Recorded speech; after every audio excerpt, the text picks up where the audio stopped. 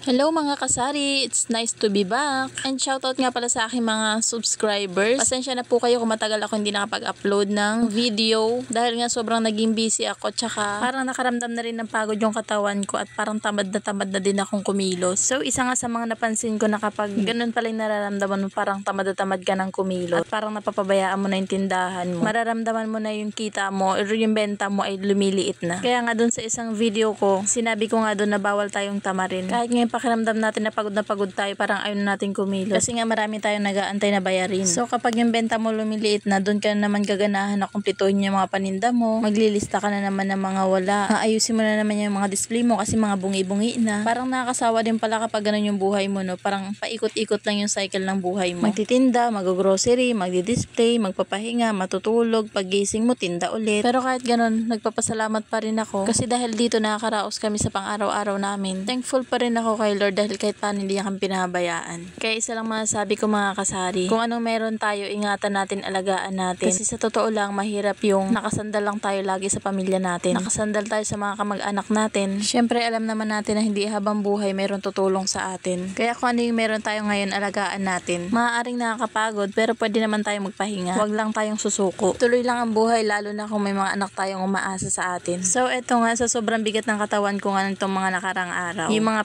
grocery namin ilang araw ding umabot na naka-stock lang dyan, hindi ko na naaasikaso. Pero kapag naiisip ko yung mga paparating kong bayarin katulad ng ahente ko sa Malboro, napipilitan na talaga akong kumilos.